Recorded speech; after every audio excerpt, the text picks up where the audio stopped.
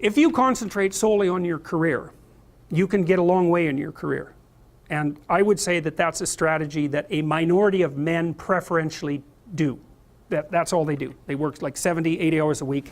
They go flat out on their career. They're staking everything on the small probability of exceptional status in a narrow domain. But it's hard on them. They don't have a life. It's very difficult for them to have a family. They don't know how to take any leisure activity. Like, they get very one-dimensional. Now, it may be that that unidimensionality is the price you have to pay to be exceptional at one thing, right? Because if you're going to be something like a genius level mathematician and you want to do that for, or a scientist say, it's like you're in your lab all the time, you're working 70 hours a week or 80 hours a week, you're smart, you're dedicated, you're unidimensional, and that's how you get to beat all the other people who are doing that. It's the only way. But the problem is you don't get a life. Now, if you love being a scientist and you have that kind of focus of mind, well, first of all, you're a rare person, and second, you're going to pay for it. But fine, more power to you. But it's a risky business to do that. You sacrifice a lot for it. You know, and I would say most often, if you're speaking about having a healthy life, that isn't what you do. You spread yourself out more. So, you know, you have a family, you have some things that you do outside of work that are meaningful to you and useful. You have a network of friends. Well, those 3 things alone, or 4 things alone, are plenty to keep you well oriented. And then if one of those things collapses, you know, everything doesn't go. Now, the price you pay for that is the more you strive to optimize that balance, the less likely you are to be fantastically successful at any single one of them. But you might have a very, you know, if you consider your life as a whole, that might be a winning strategy. One of the things Carl Jung said, I really liked this.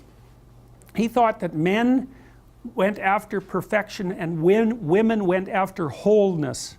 So they're different value, they're different, there's something different at the top of the value hierarchy. So perfection would be stake it all on one thing and look for radical success. Not that all men do that, because they don't, but we're talking about extremes, at least with regards to the men that do that. The wholeness idea is more like, well,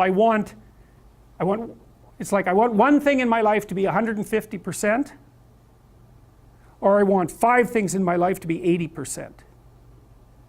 Well, there's a lot more richness in a life where you have 5 things operating at 80%, but you're not operating at any of them at 150%.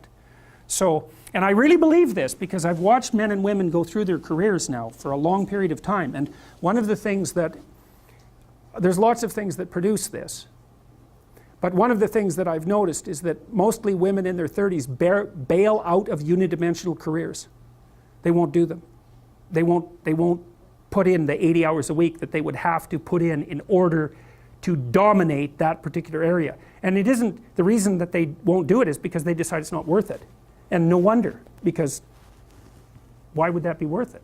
You have to ask yourself that. It's like, well, you want to be an outstanding scientist. It's like, okay, really, that's what you want, because that means that's what you do.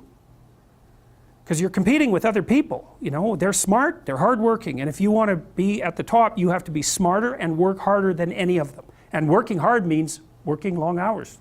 I mean, it also means working diligently, but in the final analysis, it's also an additive issue. If I'm smart and hardworking and I can crank out for 70 hours a week, and you do it for 30, it's like, in 2 years, I'm so far ahead of you, you will never ever catch up. So, anyways. And I think partly, maybe part of the reason too that women are oriented that way more than men, I think there's 2 reasons. One is socioeconomic status does not make women more attractive on the mating market, but it does make men more attractive. And the second is women's time frame is compressed, right? Because guys can always say, well, I'll have kids later, and they can say that till they're like 80. Whereas women, it's like, no way, man, you got to get it together by the time you're, let's say 40, but really probably by 35, but definitely by 40, because otherwise it ain't happening. And that's bloody dreadful. Like, the most unhappy people you ever see, no. No. One of the common routes to extreme unhappiness is to want children and not have them. I wouldn't recommend that. You know, you see couples who are in their 30s. 1 couple in 3 over the age of 30 has fertility problems. That's defined as inability to conceive after 1 year of trying. 1 in 3.